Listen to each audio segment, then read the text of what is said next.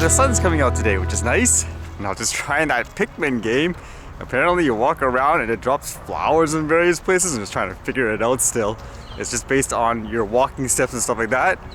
It's a lot different, I guess you could say, from the main game series where you're supposed to send around these little guys, attack enemies and all that. So where's all the enemies? Although these types of games makes me think of one of the biggest things I read recently, which is apparently Facebook is changing its name. So they will now be identified, according to them, as Meta. Why the name change? Who knows? Some people are theorizing it's because of all the bad press they're getting from the name Facebook. So that's why they say a name change would mean people won't associate with it. That's the theory anyways, which wouldn't really make sense. But along with that, it seems like there's a strategy where they're trying to build a virtual world, a virtual social media world, or not just social media, but they kind of envision this being the way of life for everything from your personal and work life. So you can see from their videos and stuff like that, what they're imagining is people would go into a virtual world with things like VR glasses or AR, augmented reality, this type of situation where you'll put yourself in a character. You can talk to people in meetings, I guess enjoy stuff, or at the same time it's a little bit more sophisticated, where you could act as if you're working at a desk, except it's in a virtual environment. You can do things like play music and all that. At the same time, you can keep track of what's going on in your real world and in a virtual environment. They say in their statement, in this future, you'll be able to teleport instantly as a hologram to be at the office without a commute, at a concert with friends, or in your parents' living room to catch up. This will open up more opportunity no matter where you live. You'll be able to spend more time on what matters to you, cut down time in traffic, and reduce your carbon footprint.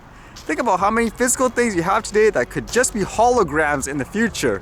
Your TV, your perfect work setup. Instead of physical things assembled in factories, there'll be holograms designed by creators around the world. You'll move across these experiences on different devices, augmented reality glasses to stay present in the physical world, virtual reality to be fully immersed, and phones and computers to jump in from existing platforms. This isn't about spending more time on screens, it's about making the time we already spend better. I don't know if people are going to be comfortable with that overall, with the concept of it, where everything is digital, not real in a sense. For example, I don't think health-wise it would be the same where you're walking around a circle inside a house or on the same spot versus actually getting outside and actually walking, for example, regardless of how realistic and stuff it is. Would that be a reason for people not to use this with all the controversy of Facebook and data privacy? Would people actually be hesitant to use stuff like this for their real life applications in an everyday fashion to do things like work and business? Because they say their mission statement and stuff hasn't changed. My thought there would be this isn't so much social media for fun, just talking to people. If they're talking about doing actual work in the office and all that, it's kind of going beyond just quote social media. In that sense, I don't know if people would be comfortable with that. I know some people still think it's too complex and all that for things like VR. It just sounds high tech, but honestly, it's like any other tech. I guess it helps to play things like video games and all that. At the same time, with that thought, reading this kind of made me think about tech and stuff. Is it really that difficult? This one here says, JV plans to train common man to fly drones. Realizing the true potential of drones, state government departments have now begun tying up with a JV state-run Indira Gandhi Rashtriya Urban Academy and private sector major drone destination to train pilots as they plan to use these unmanned aerial systems for more and more purposes, like land mapping, agriculture, and even law and order. The JV currently has 2 drone pilot schools in Manasar and Bengaluru. And it says their goal is trying to have as many centers across the country as possible in the coming days. Prime Minister Modi has helped unleash the true potential of this technology in India through a new drone policy that was driven by him and made possible this new UDAN of Udain Drone Aam Nagrik. Drones need trained pilots, and we will train as many as possible through our schools and by tying up with both corporates and state government departments. So that's good to hear. In some places, the authority figures are actually embracing people to use the tech and all that because it is more efficient in many ways. At the same time, in terms of difficulty and all that, is it overblown still in terms of people flying like these types of GPS drones? I would argue in many cases it's actually really simple. It is like playing a video game. It seems like people overcomplicate it It reminds me because recently when you guys even wrote to me saying you took like what, a $1,000 course or whatever to try to pass the exams and stuff here in Canada, but you ended up not being able to because, for example, all the questions they teach you in the schools weren't even the same thing what you do in the tests. At the same time, you think it's ridiculous again. It doesn't really teach you how to fly a drone overall when you think about it.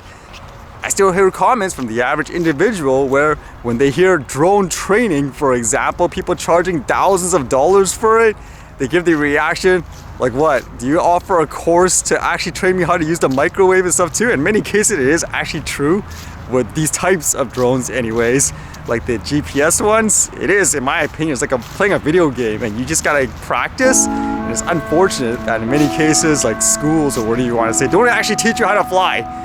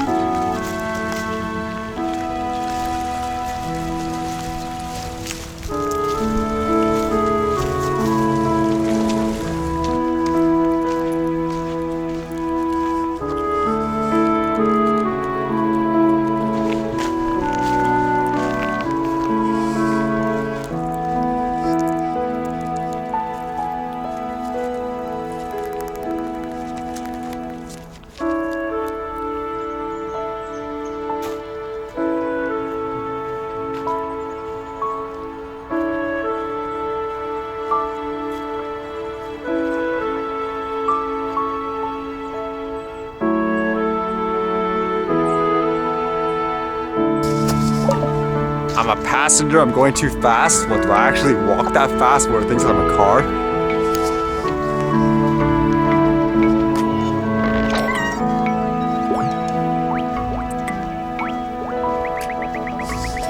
All the way from Nintendo Japan, huh?